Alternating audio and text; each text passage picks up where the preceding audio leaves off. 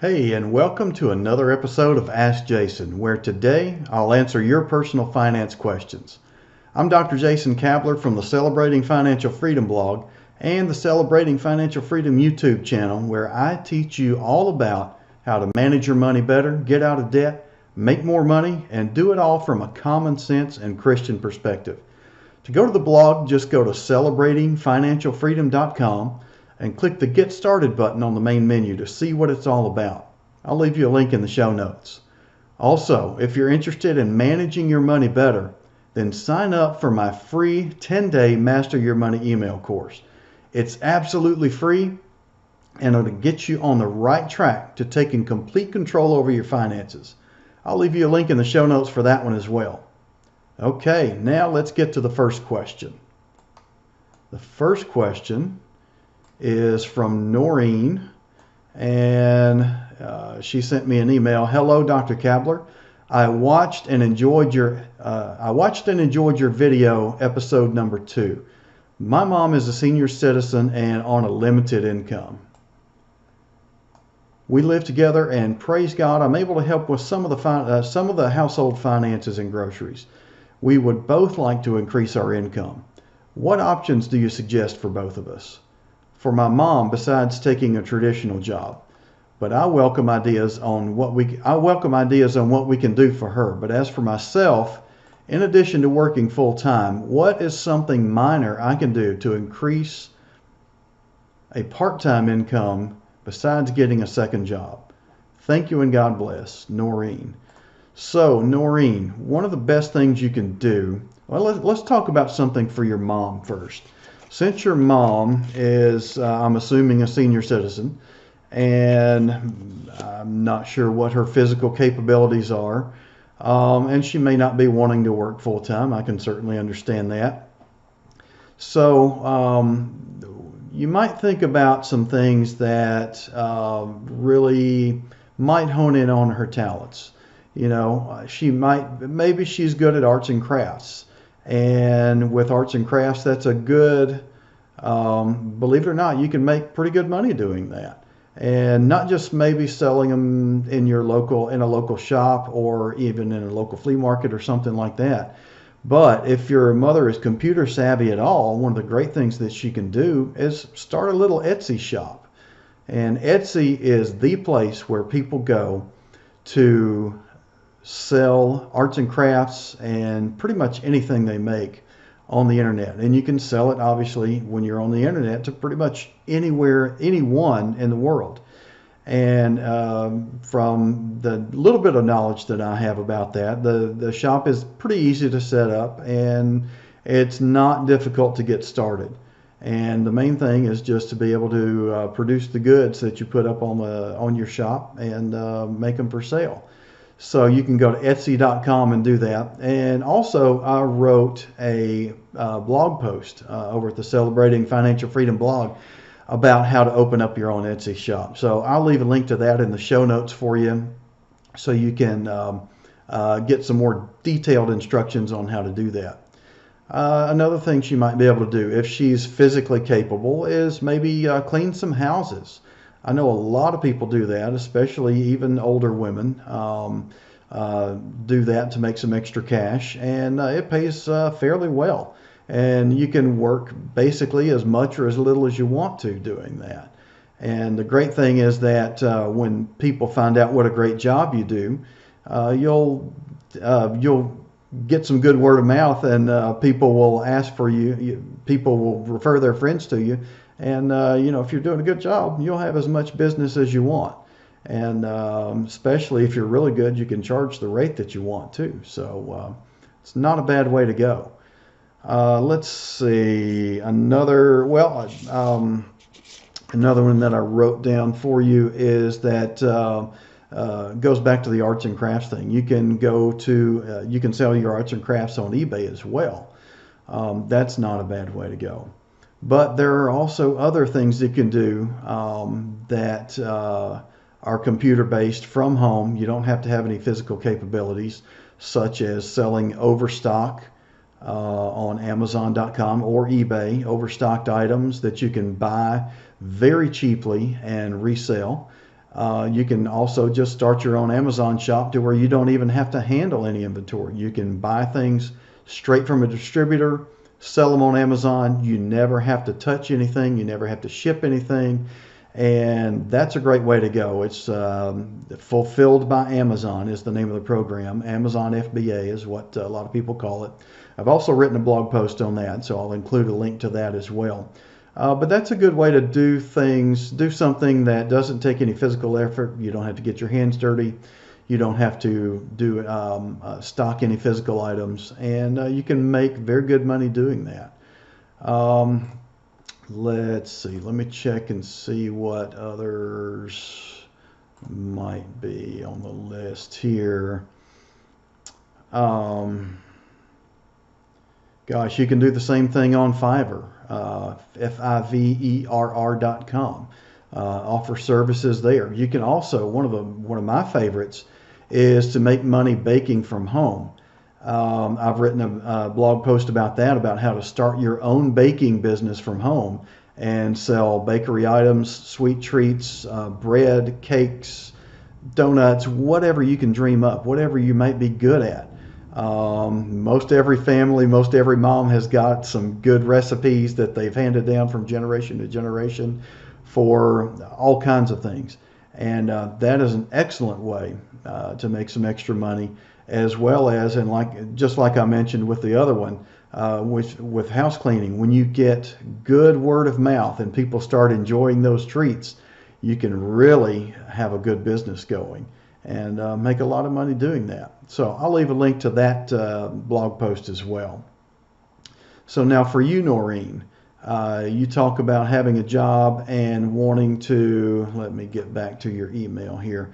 Now you talked about having a job and wanting something minor, something smaller that you can do to increase your part-time income besides just getting a second job, which a second job typically involves a lot more hours than you want to deal with sometimes, and can be very taxing, especially if you have to drive to it and have to prepare for it and all that kind of thing.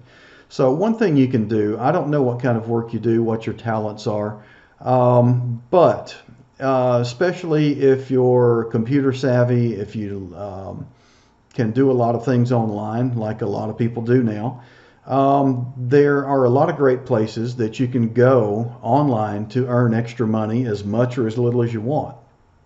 Places like Upwork.com. And one of the great things about Upwork is that you can do just about anything there. If you can make money doing it online, people will hire you to do it at Upwork. Let's see, everything from, I've got a huge list here. I mean, they've got dozens and dozens and dozens of categories of things that you can do.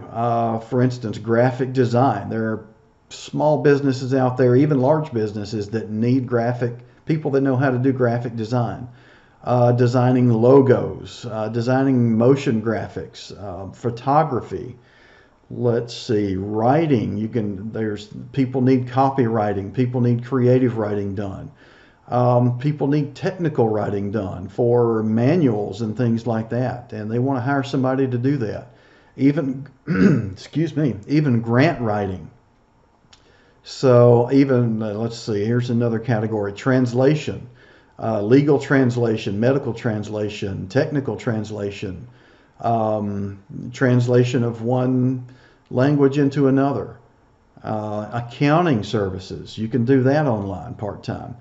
Let's see, 3D modeling in CAD. If you're in engineering or know how to do drafting and things like that, there are lots of people needing 3D modeling and CAD done. Let's see, my goodness, there's just all kinds of stuff. You can build websites for people, mobile design, web development, audio production, brand strategy. My goodness. Display ads, sales and marketing, lead generation, marketing strategies, public relations. I mean, it just goes on and on. So go to Upwork.com and check out the categories. I'll leave a link to their categories page so you can check all those out.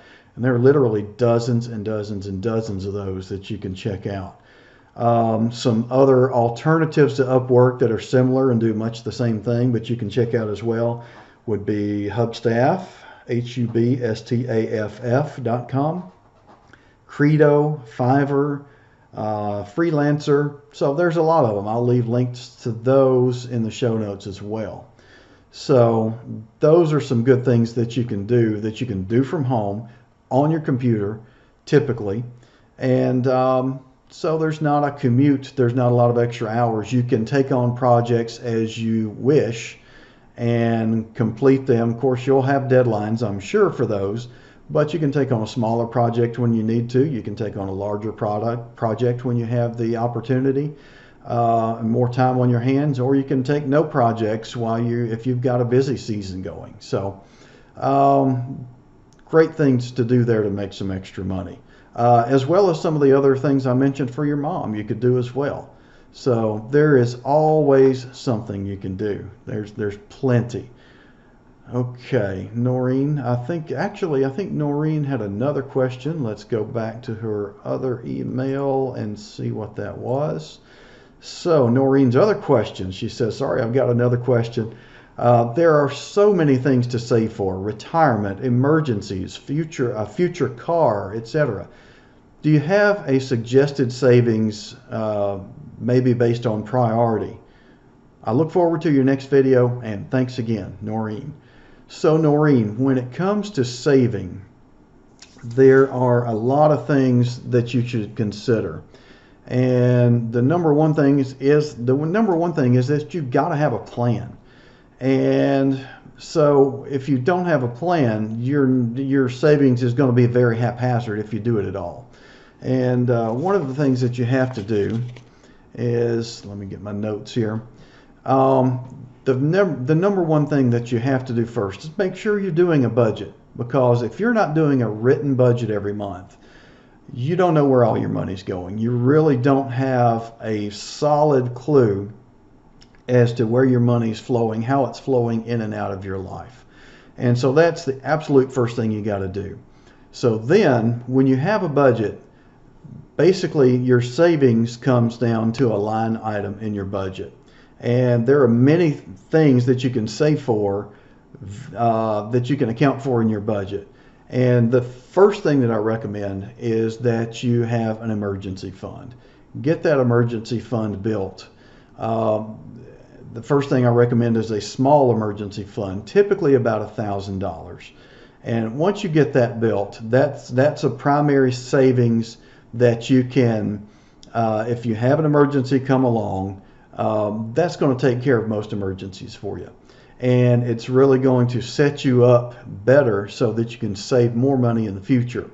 And especially if you're getting out of debt, that's the first thing I recommend, because when you have a proper small emergency fund in place, then it's much less likely you're going to get derailed in the get out of debt process. But once you have that in place, once you have a good emergency fund in place, then you've got to think about including other things in your budget, such as saving for retirement, saving up for your next car, saving up for Christmas. This is the time of the year. Actually, I'm recording this right at Christmas time. And one of the smartest things you can do to prepare for Christmas is start saving for Christmas in January. Start a savings plan so that you're saving a little bit every month. And then when Christmas rolls around, it's not a surprise. You're not struggling to come up with the money for Christmas. It's an easy way to approach it, and I've been doing that for so many years now that Christmas spending is just automatic now. It's there. I have it in cash, and it's ready to go when Christmas rolls around. Easy peasy. So same thing for a car. And if you're not saving up for your next car, you know what happens? You end up with a car payment, and you usually end up with more car payment than you want, which in my opinion, a car payment period is more than you need.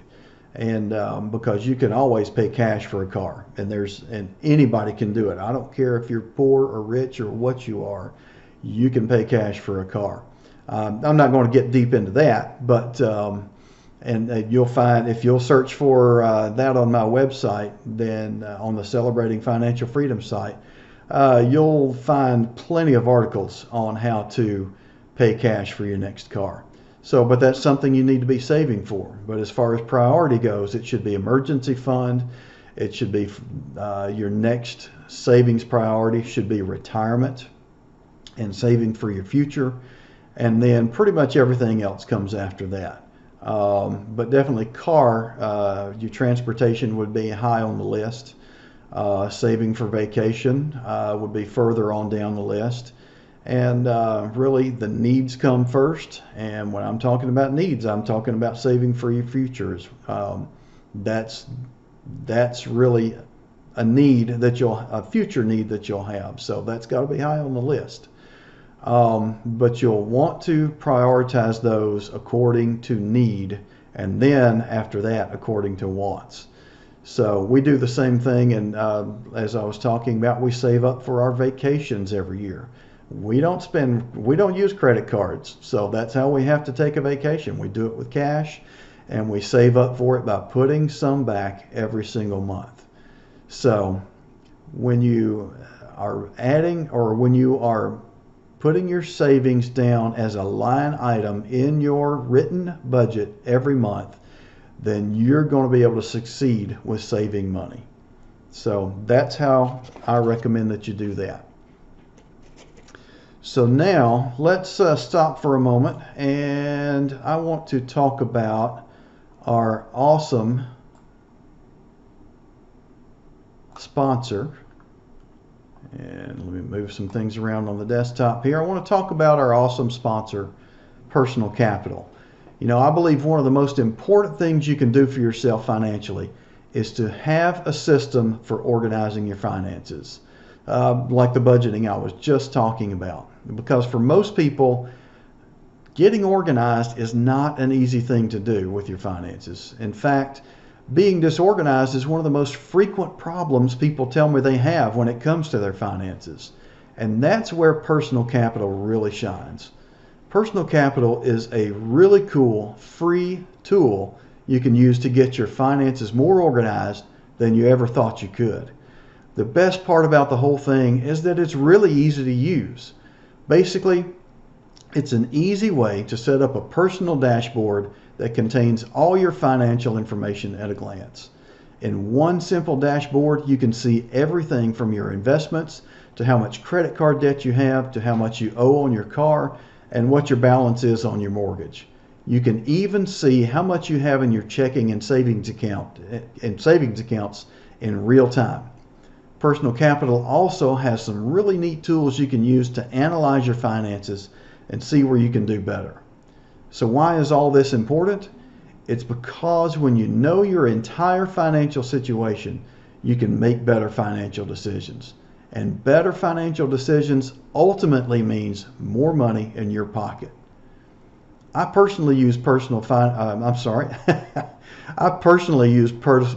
Capital to track my net worth and my investments. And it helps me get a clear picture of all the moving parts in my finances, since I can see everything in one easy place. So if you want to finally get your finances working like a well-oiled machine, click the link in the show notes and sign up for your free Personal Capital account. It only takes just a minute to sign up and about 30 minutes or so to add your financial information. You'll be amazed at the power of Personal Capital to help you manage your money better. Now let's get on to the next question.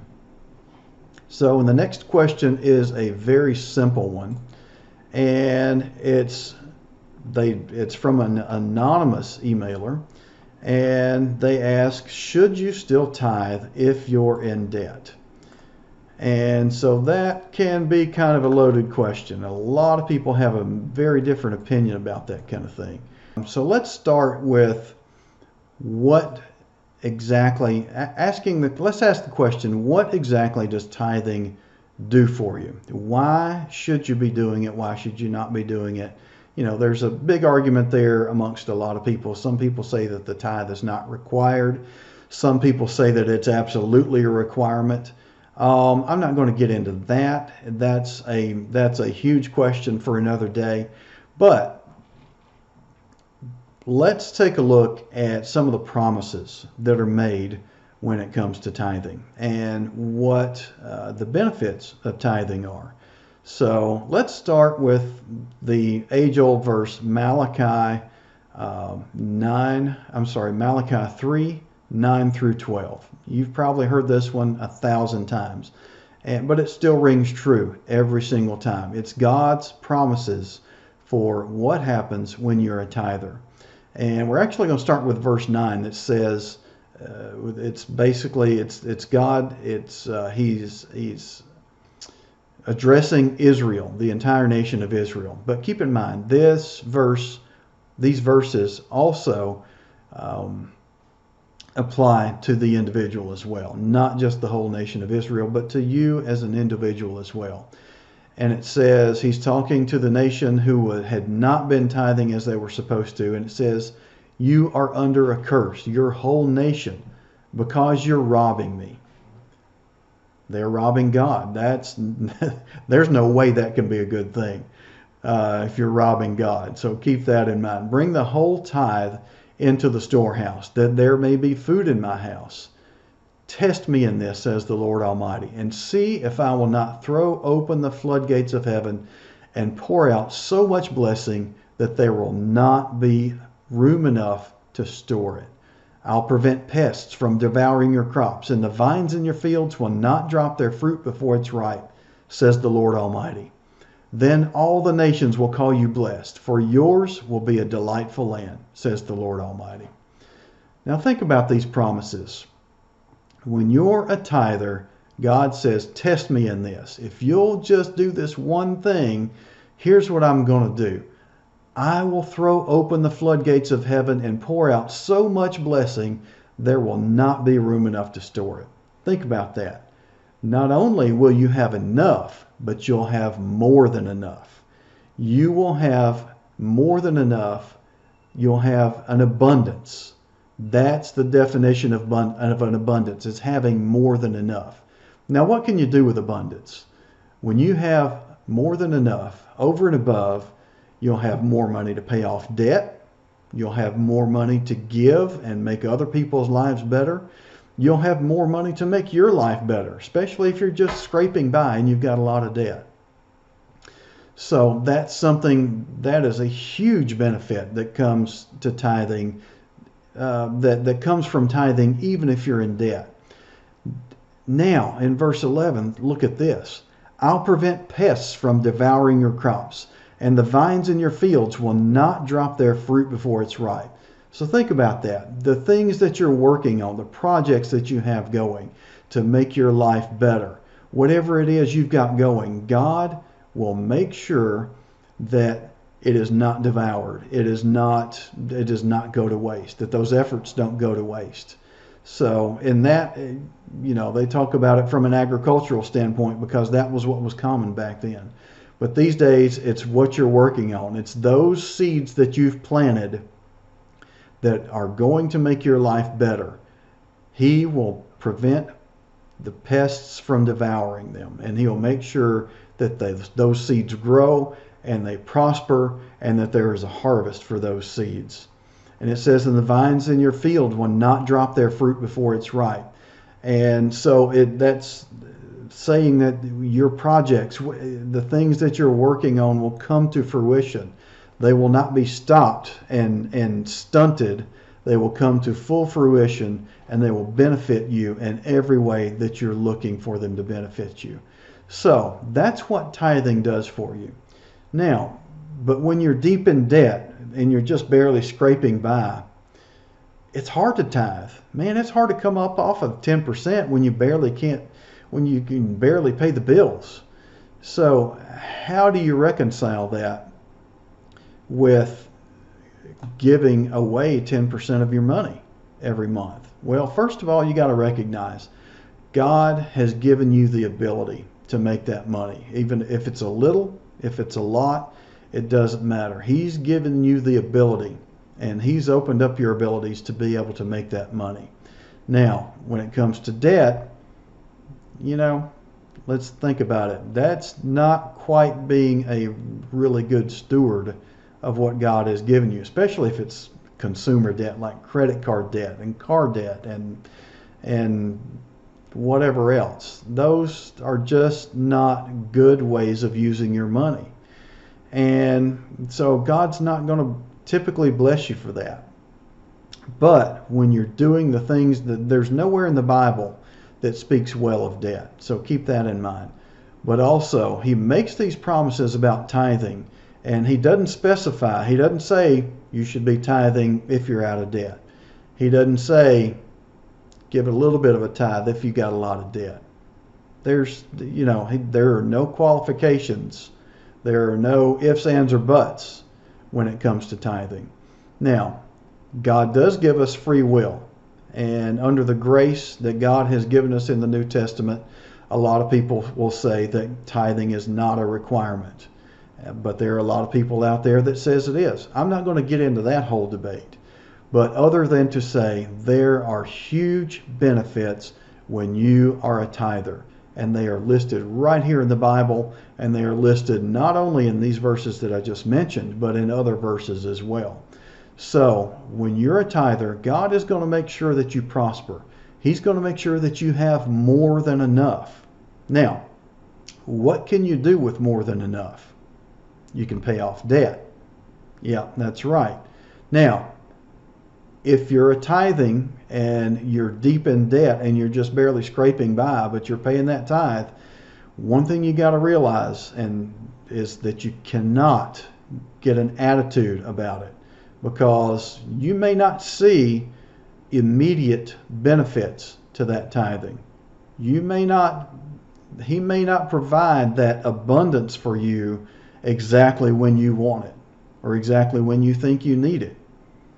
And so if that happens, you cannot get an attitude about it, because if you're giving a tithe and you got an attitude about it and you're saying, what could I have done with that money?